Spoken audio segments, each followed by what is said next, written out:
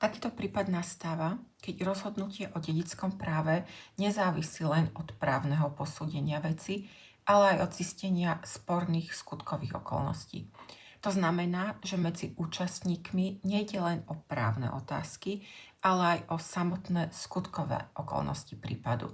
Ide napríklad o situácie, keď je sporné, či podpis na závete patrí poručiteľovi, či poručiteľ nekonal v duševnej poruche alebo pod nátlakom, alebo či určitá osoba žila s poručiteľom aspoň 1 rok v spoločnej domácnosti.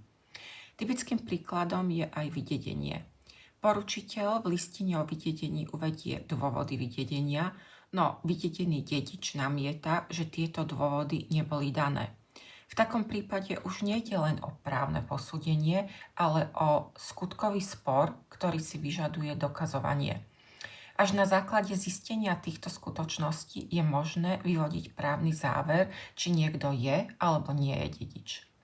Súdny komisár preto nemôže o tejto otázke rozhodnúť sám. Musí dedické konanie prerušiť a účastníka odkázať, aby si svoje právo uplatnil žalobou na súde.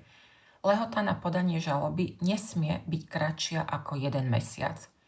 Ak účastník žalobu v tejto lehote nepodá, na jeho právo sa v dedickom konaní ďalej neprihliada.